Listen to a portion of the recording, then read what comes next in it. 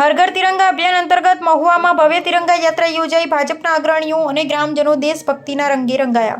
સુરત જિલ્લાના મહુવા તાલુકામાં હર ઘર તિરંગા અભિયાન અંતર્ગત મહુવા તાલુકા પંચાયત ભવન ખાતેથી પ્રસિદ્ધ રાષ્ટ્રીય ચિંતન અને દેશભક્તિના ઉમંગ સાથે ભવ્ય તિરંગા યાત્રાનું આયોજન કરવામાં આવ્યું હતું। મહુવા તાલુકા પંચાયત ભવનના પટાંગણથી શરૂ થયેલી આ યાત્રા મહુવા ગ્રામ પંચાયત સુધી ઉત્સાહભેર યોજાઈ હતી।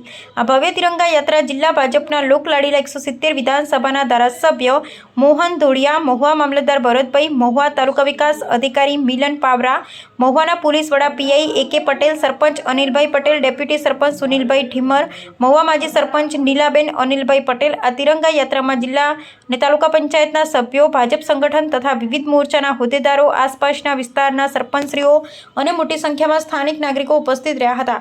આ સાથે જ મહુવા શાળા પરિવાર અને નાના નાના ભૂલકાઓની ઉત્સાહભેર ઉપસ્થિતિએ સમગ્ર વાતાવરણને દેશભક્તિમય બનાવી દીધું હતું।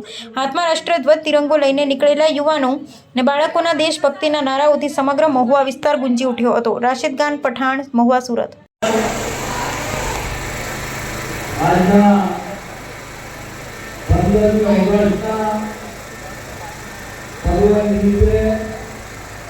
उपस्थित अपना तालुका पंचायत प्रधान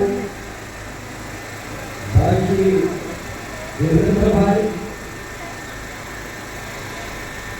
वहीवटी मामलतदार जी, तालुका विकास अधिकारी, पुलिस विभाग पीआई पटेल, अन्य गामના મહાનુભાવો, સરપંચી, તાલુકા પંચાયતના સભ્યોશ્રીઓ, આગેવાનશ્રીઓ તેમજ શિક્ષકગણ, સૌ મારા વહાલા વિદ્યાર્થીઓ, ભાઈઓ બહેનો, આપણે જાણીએ છીએ કે દર વર્ષે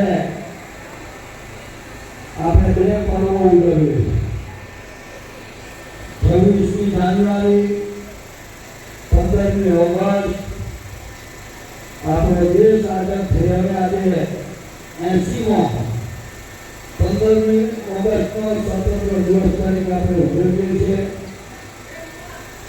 આપણા દેશના વડાપ્રધાને ઘણું બધું માર્ગદર્શન આપણને આપ્યું છે। આપણા દેશના લોકપ્રિય વડાપ્રધાન નરેન્દ્રભાઈ મોદી સાહેબે આપણને હર ઘર તિરંગો લહેરાવવા માટે પણ આપણને બધાને માર્ગદર્શન આપ્યું છે। આપણા રાજ્યના મુખ્યમંત્રીએ શરૂઆત કરી કે હર ઘર તિરંગો લહેરાવવા માટે એમણે આહ્વાન પણ કર્યું છે। તો આપણે સૌએ અહીંયા બેઠેલા અહીંયા જે ઉપસ્થિત છે વિદ્યાર્થીગણ, આગેવાનગણ, બધા જ આપણે પોતાના ઘર પર આ તિરંગો લહેરાવીએ। આપણા દેશના વડાપ્રધાને આપણને ખૂબ સરસ માર્ગદર્શન પણ આપ્યું છે। આપણું ઘર સ્વચ્છ રહેવું જોઈએ, ગામ સ્વચ્છ રહેવું જોઈએ, સ્વચ્છતાને ખૂબ પ્રાધાન્ય આપ્યું છે।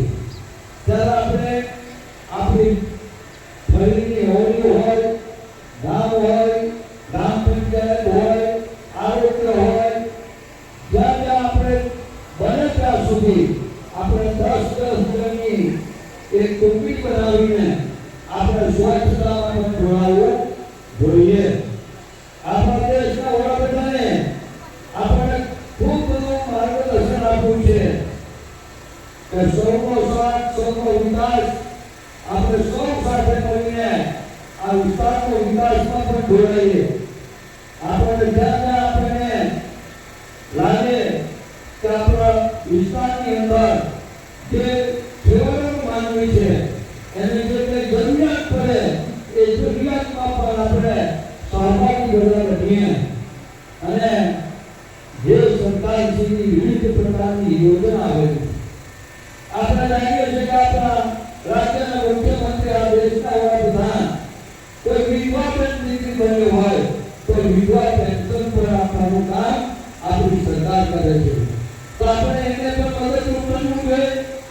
આપણે ત્યાં આપણે એને કોઈ વિધવા દીકરી હોય તો આ સરકારની યોજનાનો એને લાભ મળે એવું આપણે ઘાયલ થઈને કામ કરવું જોઈએ। અહીં વહીવટીકરણ પણ છે, વહીવટીકરણ પણ ખૂબ હવે તો જનજાગૃતિના ભાગરૂપે આપણે અત્યારે ઓલી ફરીને આપણે લોકોને જાગૃત કરવાની ચિંતા પણ કરી છે. તેમ હરેક વિકાસની હરેક યોજનામાં તમારે અને મારે એવા વિસ્તારનો ધારાસભ્ય તરીકે અહીંયા રસ્તાથી માંડી જરૂરિયાત મંદોને જે વિકાસ કરવો છે એ વિકાસમાં આપણે જોડાઈએ છીએ. તો અમારું પણ તમે આ આપણા લોકપર્વની અંદર લોકશાહીના પર્વમાં અમારું પણ તમારે ધ્યાન દોરવું જોઈએ કે આ વિકાસના કામો હજુ પણ બાકી છે. અહીંયા આપણા રસ્તાનું કામ કરવું પડે. અહીંયા કોઈ આરોગ્ય વિભાગનું કંઈ કામ હોય તો આરોગ્ય વિભાગનું પણ કામ કરવું પડે એવું ધ્યાન દોરવું પડે.